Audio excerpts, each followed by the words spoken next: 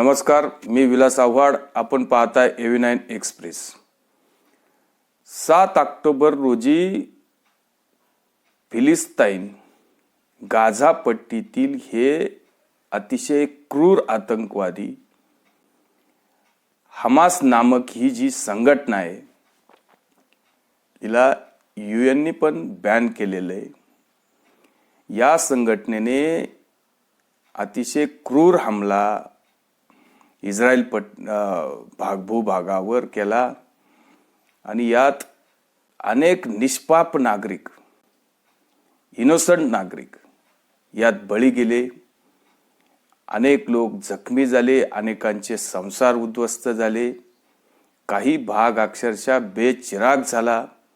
छोटे छोटे मुलं असतील, महिला, आबाल, वृद्ध नागरिक असतील किंवा इस्रायलमध्ये असलेले जे विदेशी नागरिक आहेत, त्यामध्ये जवळजवळ 22-25 विदेशी नागरिक, 22-25 देशातील विदेशी नागरिक, मग त्यात महिला असतील, लहान लहान मुलं असतील किंवा शिक्षणासाठी आलेले विद्यार्थी असतील. मग त्यात श्रीलंकेचे काही विद्यार्थी होते, जे अशा नागरिकांचा बळी घेण्यामध्ये या हमासच्या आतंकवाद्यांनी कुठलंही मागे पुढं पाहिलं नाही. अतिशय क्रूर हमला केला. जगभरातून या हमल्याची निंदा होते. काही मुसलमान देशांनी सुद्धा या हमल्यावर बोललेले की अशा पद्धतीचा हमला करणं अतिशय घातक आहे, मानवतेच्या दृष्टीने घातक आहे. भारताने पण कडक शब्दात या हमल्याची निंदा केली आणि यामध्ये जे इस्रायली नागरिक आहे यांच्यावर अतिशय मोठा हा जो क्रूर हमला झालाय, यांना साथ देण्यासाठी पंतप्रधानांनी सांगितलं की यामध्ये इस्रायल बरोबर आम्ही आहोत. आणि पंतप्रधान यामध्ये कुठेही असं म्हटले नाही की आम्ही ह्या देशाबरोबर आहोत की आम्ही त्या देशाबरोबर आहोत. पण इस्रायली नागरिक किंवा हा इस्रायल हा किती मोठा भूभाग आहे, या इस्रायल नागरिकांची किंवा इस्रायलच्या लोकांची लोकसंख्या तरी किती? म्हणजे इस्रायल देशामध्ये 90-95 लाख लोक इस्रायलमध्ये राहतात आणि त्या 10-12 लाख तर त्यामध्ये मुसलमान असतील आणि इतर बाकीच्या देशांमध्ये 40-50 लाख लोक विखुरले. म्हणजे अशी ही यहुद्यांची ज्यूंची संख्या कमीत कमी फक्त 1.5 कोटीच्या आसपास आहे. आता यांचा कोणाला धोका होणार आहे? म्हणजे मुस्लिम राष्ट्र जवळजवळ 55-56 मुस्लिम राष्ट्र आहेत, त्यांची लोकसंख्या जवळजवळ 190 कोटीच्या आसपास आहे. आणि या सगळ्या मुस्लिम राष्ट्रांना किंवा मुसलमान लोकांना यहुद्यांचा काय धोका आहे? किंवा ही जी लोकसंख्या आहे यांच्याशी दुश्मनी करून असं कुठलं साध्य किंवा कुठलं ध्येय या लोकांना गाठायचंय? अक्षरशः जे इस्रायली नागरिक आहे अतिशय ब्रिलियंट, अतिशय हुशार आणि अतिशय शांत, पण यांचा एक स्वभाव आहे, हे यांच्या स्वतःच्या देशावर इतकं प्रेम करतात की मग जर युद्धाची परिस्थिती आली किंवा देशावर कुठलं आक्रमण झालं किंवा देशाच्या संप्रभुता आणि अखंडतेवर प्रश्नचिन्ह निर्माण झाला, तर हे यांच्या देशातील जे काही अंतर्गत राजकारण असेल, मग पक्षीय राजकारण असेल किंवा संघटनीय राजकारण असेल, हे अगदी बाजूला ठेवतात आणि देशाच्या लढाईसाठी सर्वजण एकोप्याने लढतात.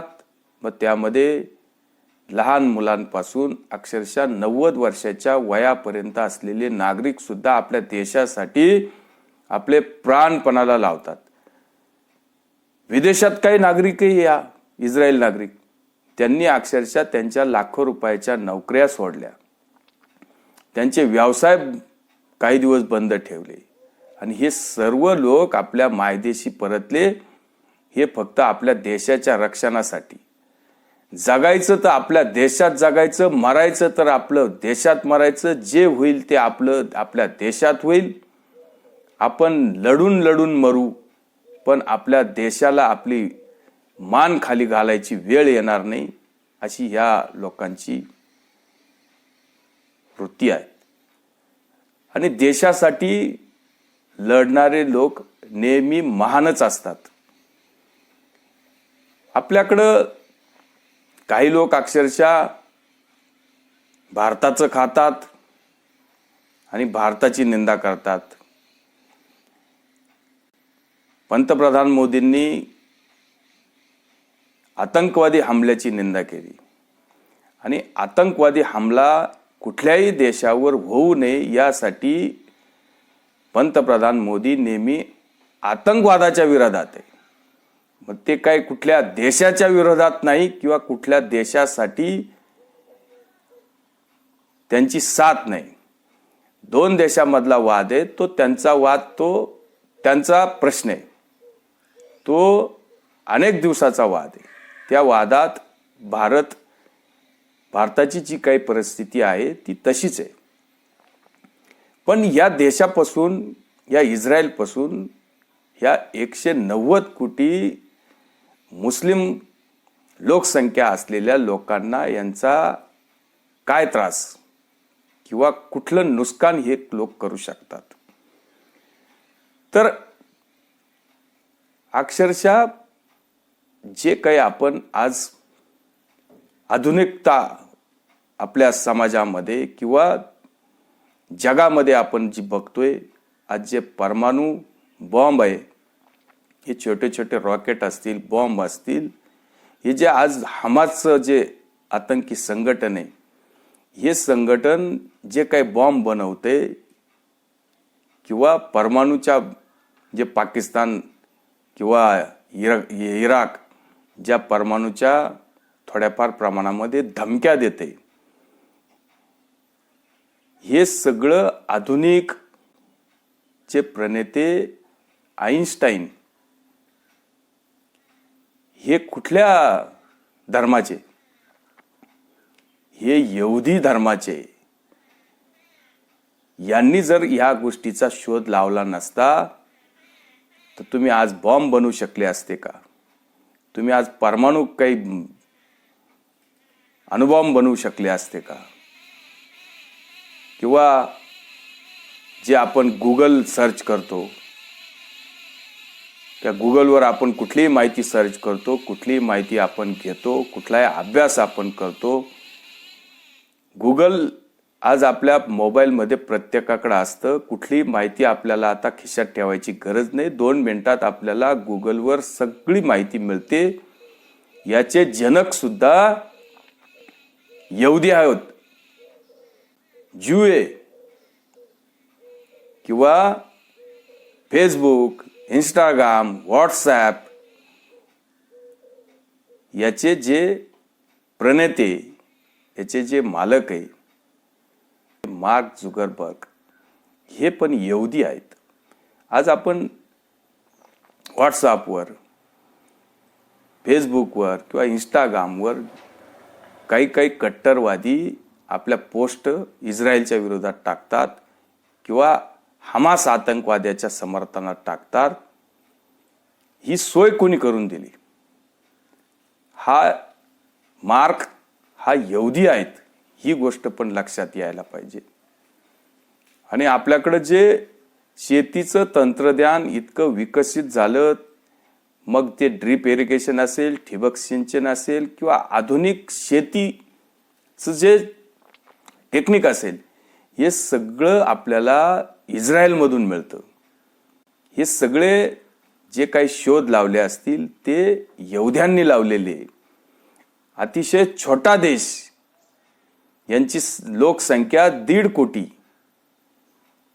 आणि मुस्लिम राष्ट्राची लोकसंख्या 190 कोटी.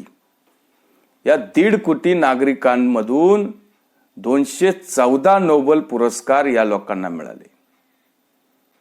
आणि 190 कोटी लोकसंख्या असलेलं जे मुसलमान जे 55-56 राष्ट्रे, यांना सर्वांना मिळून 14 मिळाले. म्हणजे आपण विचार करण्यासारखी गोष्ट आहे की हे लोक समाजासाठी, जगासाठी, मानवतेसाठी किती चांगलं काम केलेलं आहे यांनी, आणि आजही अविरत ते करतातच. यांचा स्वभाव आहे की ती स्वतःच्या देशासाठी आपलं प्राणपण त्याग करतील. ज्यांना जेव्हा या सगळ्या 10-20 मुसलमान राष्ट्रांनी त्यांच्यावर जेव्हा आक्रमण केलं, 1-2 महिन्यामध्ये 7 लाख यहुदी मारले गेले. किती मोठा अन्याय आहे त्यांच्यावर. का? हे लक्षात आलं पाहिजे. इनोसंट नागरिक मारायचे आणि नंतर आपण त्यांनी जेव्हा प्रति हल्ला केला तेव्हा ते आता आतंकवाद्यांना सफाया करण्यासाठी जी इस्रायलच्या पंतप्रधानांनी जी शपथ घेतली की आम्ही आता हमासचा खात्मा झाल्याशिवाय हे युद्ध थांबणार नाही, त्यांनी शपथ घेतली. मग आता त्याच्यामध्ये अनेक आतंकवाद्यांचा सफाया होणार आहे. अनेक त्या गाझापट्टीतील संपत्तीचं पण नुकसान होणार आहे. त्यामध्ये थोड्याफार प्रमाणामध्ये नागरिकांचं पण नुकसान होणार आहे. याला जबाबदार कोण? याला जबाबदार ही आतंकवादी संघटना. आणि आता आपण जेव्हा हे आतंकवादी इस्रायलच्या आता या बदला कारवाईमध्ये मरायला लागले, तेव्हा तुम्ही तुमच्या स्वतःकडेच बनवलेले बॉम्ब तुम्ही तुमच्या गाझापट्टीमध्ये फोडून तुम्ही स्वतःच्याच नागरिकांना मारतात. आणि जगभरात तुम्ही आता बॉम्ब मारतात की इस्रायलने आमच्यावर हमला केला, इस्रायल आमच्या नागरिकांवर हमला करते, इस्रायल आमच्या लहान मुलांवर हल्ला करते, किंवा इस्रायल आमच्या हॉस्पिटलवर हमला करते. हॉस्पिटलची जी काही नुकसान झालं, जे काही 500 लोक निष्पाप लोक तिथं मारले गेले, हे हमास आतंकवाद्यांनी आपल्या जवळच्याच एका कब्रस्थानामधून रॉकेट लॉन्च केलं. ते इस्रायलच्या दिशेने न जाता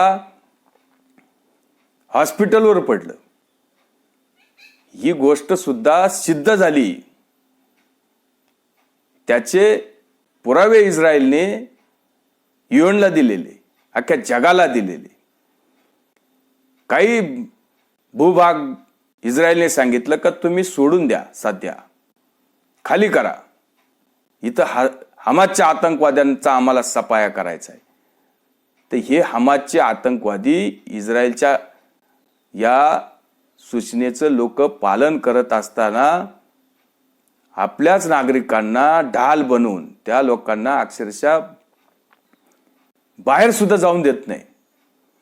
लहान मुलांना, महिलांना, नागरिकांना ढाल बनवतात आणि आपल्याच लोकांना मारतात. अशी कंडिशन या हमासच्या आतंकवाद्यांनी या गाझापट्टीत बनवून ठेवलेली. तेव्हा कुठल्या युद्धाचं किंवा कुठल्या आतंकवादी हमल्याचं आपण समर्थन करूच शकत नाही. युद्ध कुठल्याही देशामध्ये व्हायला नाही पाहिजे, किंवा निष्पाप नागरिकांचा बळी कुठल्याही देशामध्ये होऊच नाही, आपली एवढी अपेक्षा राहील. पण जेव्हा तुम्ही दुसऱ्या देशामध्ये घुसून किंवा पॅराशूटच्या माध्यमातून तुम्ही दुसऱ्या देशामध्ये उड्या मारून तुम्ही लोकांचं नुकसान केलं, निष्पाप लोकांचा बळी घेतला आणि आता तुमच्यावर हमला होतोय. इस्रायलकडून तुम्हाला उत्तर दिलं जाते तर तुम्ही आता पीडित असल्याचं नाटक करतात. हे लोक आता इस्रायली नागरिक पण सहन करू शकत नाही. तुमचा सफाया झाल्याशिवाय इस्रायली पंतप्रधान तुम्हाला आता सोडत नाही. या गोष्टीला जबाबदार फक्त हमासचेच आतंकवादी आहे. यामध्ये कधी फिलिस्तीनचे काय सगळेच नागरिक आतंकवादी आहे असं कोणीही म्हणू शकत नाही. पण यामध्ये जे काही फिलिस्तीननी गाझा पट्टीमध्ये जे आतंकवादी वाढवले, यात या लोकांना समर्थन दिलं असेल किंवा या लोकांना देशाचं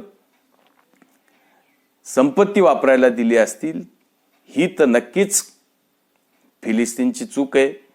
अशा आतंकवाद्यांना आपलं संसाधन वापरायला द्यायचं, यांना इथं वास्तव्य करायला द्यायचं आणि यांनी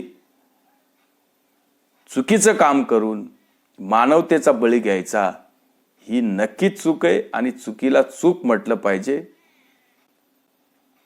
आणि हे युद्ध लवकर संपावं. कोणत्याही देशाचा संपत्तीचं म्हणा किंवा जानमाल असेल, नागरिकांचा, निष्पाप नागरिकांचा कुठल्याही देशामध्ये बळी जाऊ नये. हे लवकर युद्ध समाप्तीची घोषणा होईल असे आपण अपेक्षा करूया. व्हिडिओ आवडला असेल तर लाईक करा, शेअर करा. धन्यवाद.